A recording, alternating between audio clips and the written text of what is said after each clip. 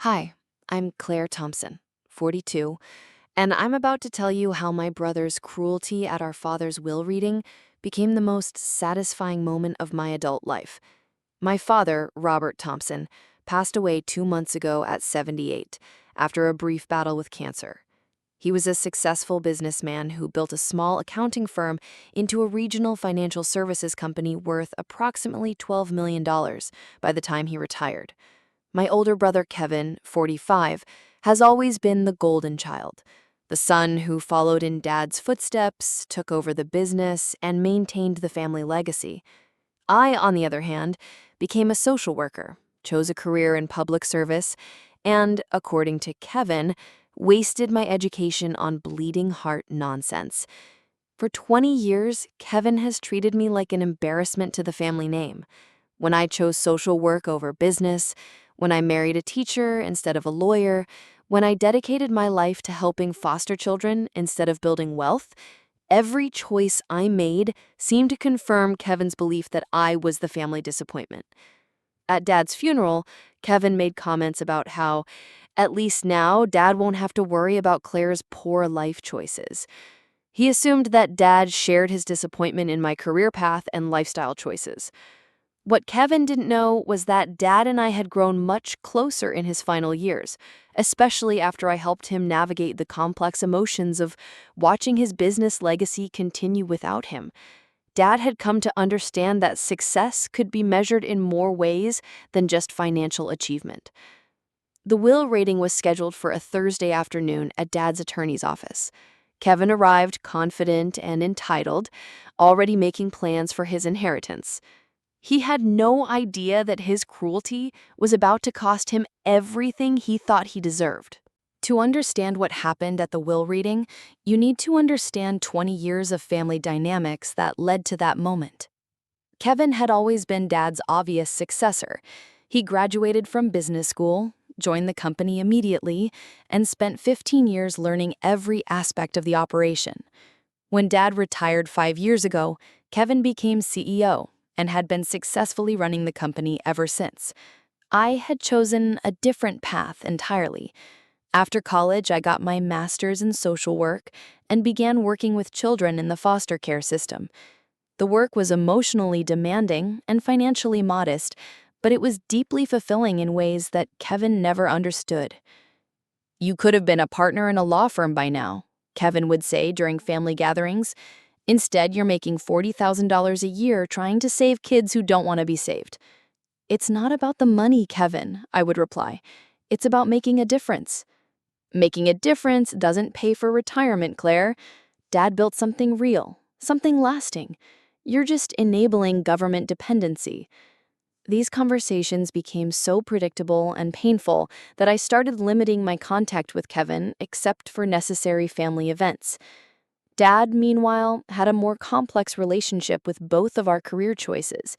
He was proud of Kevin's business acumen and grateful that the company was in capable hands. But in his later years, especially after Mom passed away 3 years ago, Dad began expressing regret about some of his priorities. "I spent so much time building the business that I missed a lot of your childhood," he told me during one of our weekly dinners after Mom's funeral. "Kevin got the business education, but you got the heart education. Both matter. Dad, you were a great father. You provided for us and taught us strong values." "I taught Kevin about profit margins and growth strategies," Dad said, "but you learned about compassion and service on your own. I'm proud of both of you, but I think I was harder on you for choosing a different path." These conversations became more frequent in Dad's final year. He would ask about my work, about the children I was helping, about the impacts I was making in the community. He seemed genuinely interested in understanding the value of work that couldn't be measured in quarterly earnings. Dad's cancer diagnosis came suddenly last spring. What started as routine fatigue turned into a series of tests that revealed an aggressive form of lung cancer. The prognosis was 6 to 12 months, and Dad decided to forego aggressive treatment in favor of maintaining quality of life for whatever time he had left.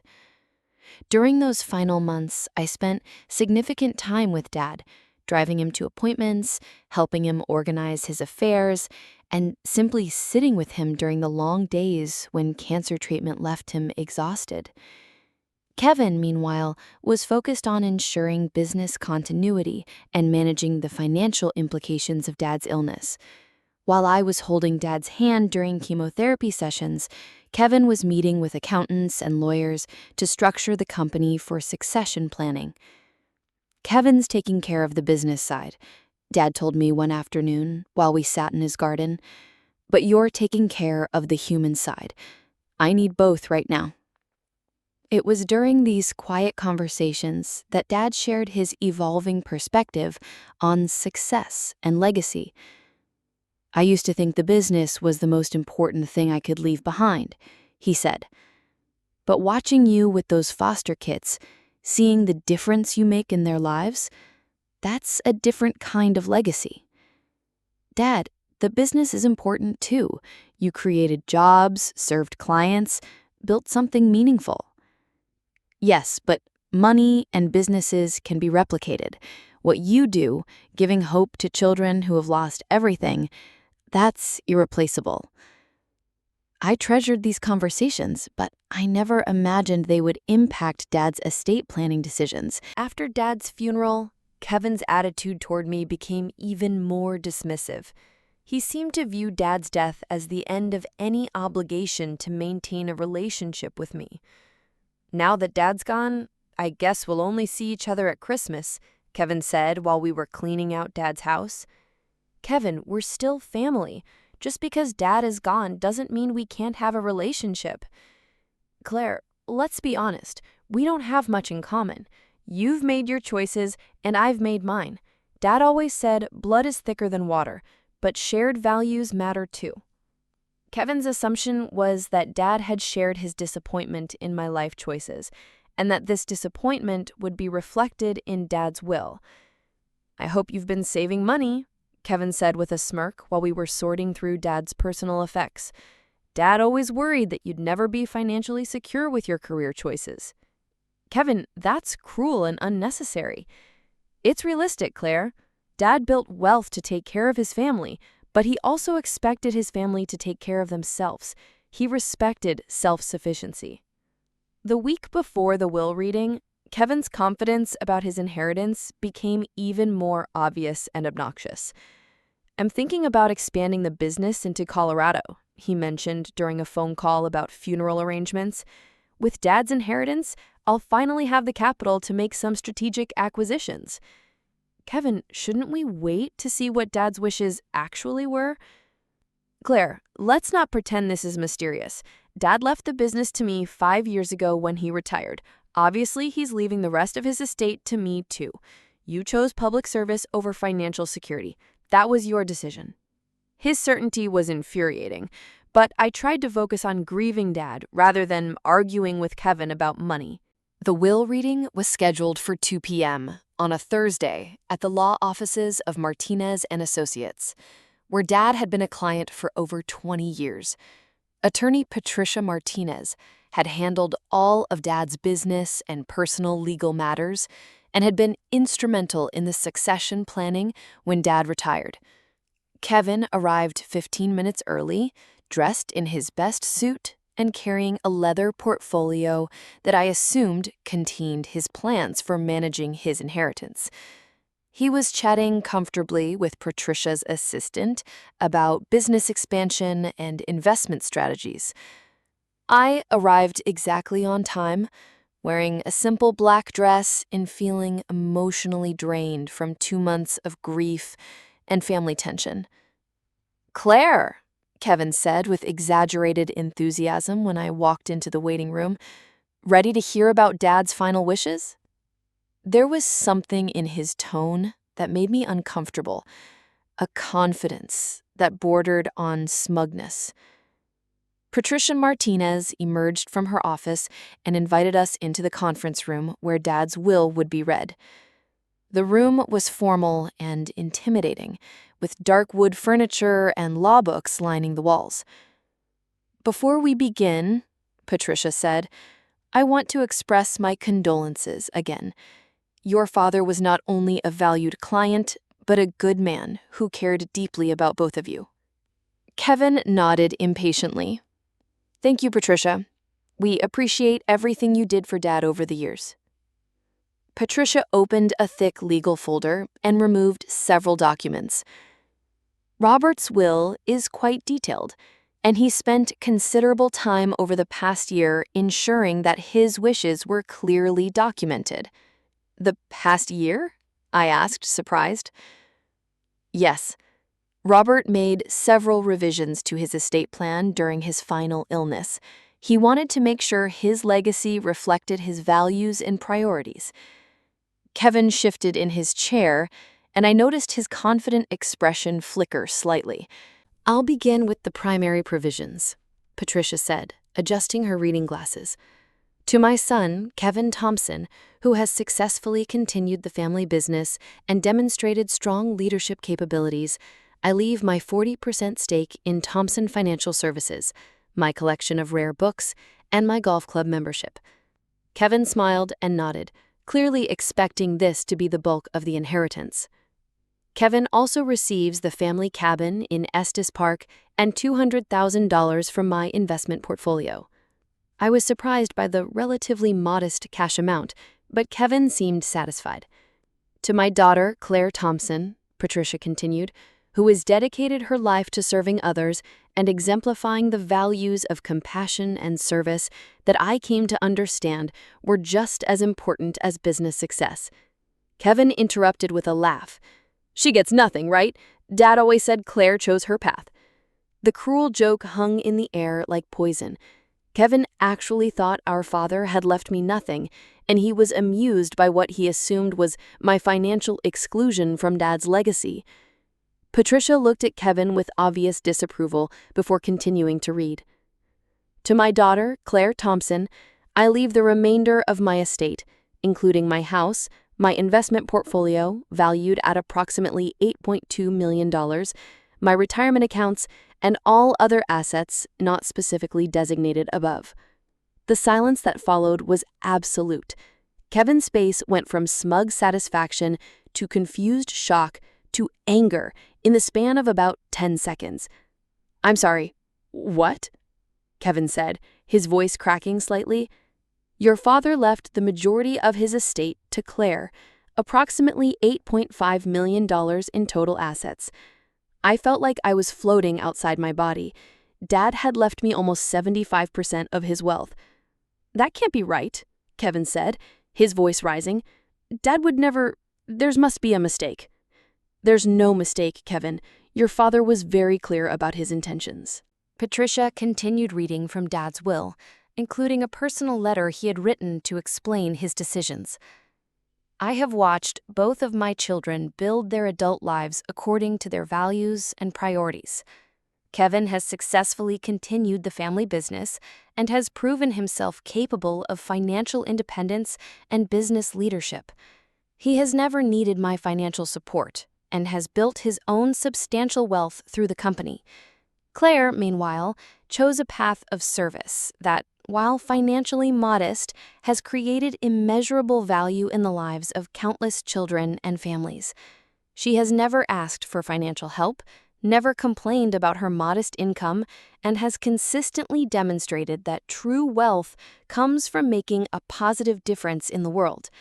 I am leaving the majority of my estate to Claire, not because I love Kevin less, but because I believe Claire will use this inheritance to amplify the good work she is already doing. I hope Kevin will understand that his inheritance includes the business that has already made him financially secure, while Claire's inheritance will finally provide her with the security to continue her important work without financial stress." Kevin was staring at Patricia with an expression of complete disbelief. "This is insane," Kevin said. "Dad always supported business success. He taught me that hard work and financial achievement mattered. Why would he punish me for following his example?"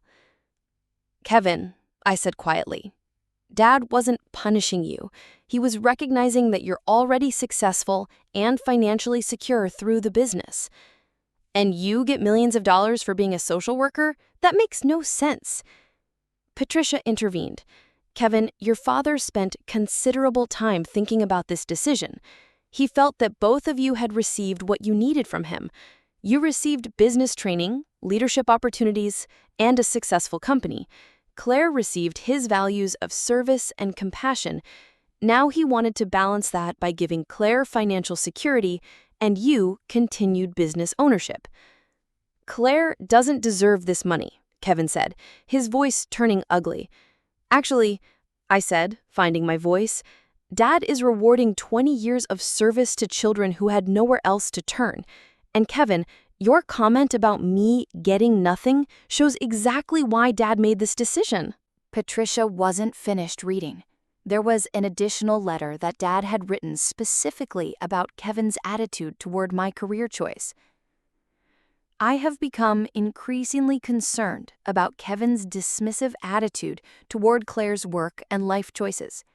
While I am proud of Kevin's business success, I am disappointed by his inability to recognize the value of Claire's contributions to society.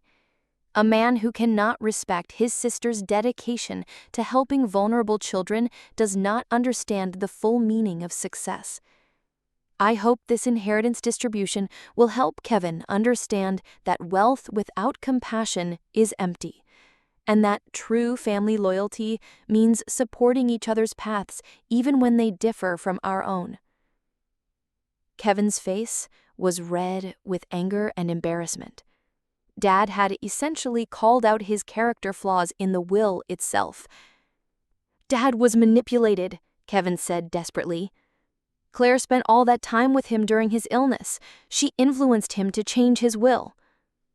Kevin, Patricia said firmly, your father made these revisions over the course of several months, and I can assure you that he was mentally competent and making independent decisions. He was not influenced or coerced by anyone. I don't believe this. I'm going to contest the will. That's your right, Patricia replied. But I should mention that your father anticipated that possibility. If anyone contests this will, there's a provision that reduces their inheritance to $1. He was very clear that he wanted his wishes respected.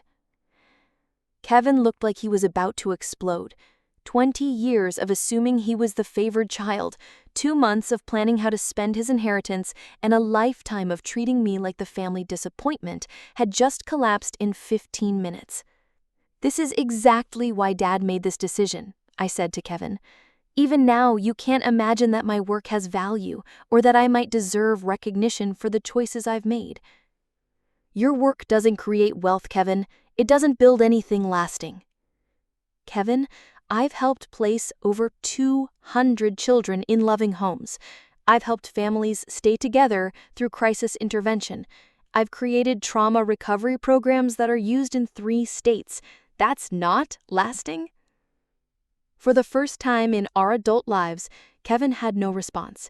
The will reading ended with Kevin storming out, muttering about lawyers and legal challenges that we all knew he wouldn't actually pursue. The no contest clause made any legal challenge financially devastating. I sat in Patricia's office for another hour, trying to process what had just happened. Dad had left me financial security beyond anything I had ever imagined, but more importantly, he had validated my life choices in a way that would have lasting impact on my relationship with Kevin. Claire, Patricia said as we finished the paperwork, your father was very proud of you. He talked about your work constantly during our meetings. He said you had found a way to create wealth that couldn't be measured in dollars. I had no idea he was considering anything like this. He wanted it to be a surprise, but he also wanted to make a statement about values and family loyalty. Kevin's attitude toward your career genuinely troubled your father, especially in his final years.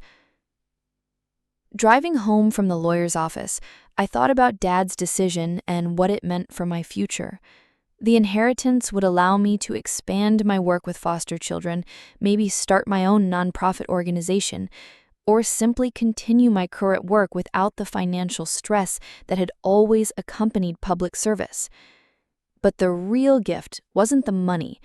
It was Dad's recognition that my path had value, that service to others was a form of success, and that families should support each other's choices rather than judge them. Kevin didn't speak to me for 3 months after the will reading. When he finally called, it was to apologize, not for his attitude over the years, but for his reaction at the lawyer's office. "I was shocked," he said. "I had always assumed Dad and I saw things the same way." "Kevin, Dad was proud of your business success, but he was also disappointed by your attitude toward my choices." "I'm beginning to understand that," Kevin said quietly. "Maybe we can have coffee sometime and talk about this."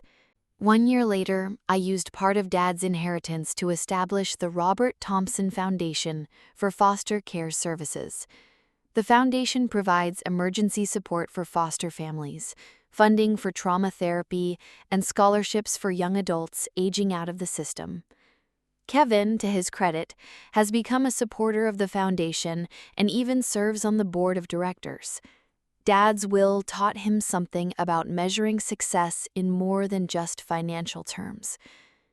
"I still don't completely understand why you chose social work," Kevin told me at the foundation's first annual fundraiser, "but I understand now that it's real work that creates real value." Dad always knew that. He just needed you to learn it too. The foundation has helped over 500 children in its first year, and we're expanding services into neighboring counties. The work is still emotionally demanding, but now I have the resources to make a much bigger impact. When Kevin joked, "She gets nothing," at the will reading, he revealed everything Dad needed to know about his attitude toward my life choices.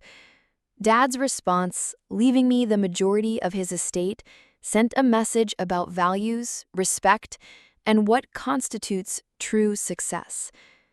Sometimes the greatest inheritance isn't money. Sometimes it's validation that your choices mattered to someone who loved you. And sometimes, when someone assumes you've been forgotten, life has a way of proving them spectacularly wrong. If this story shocked you, just wait for what's next. Leave a comment, share it with someone who needs to hear this, and of course, subscribe and hit the bell so you don't miss a single notification.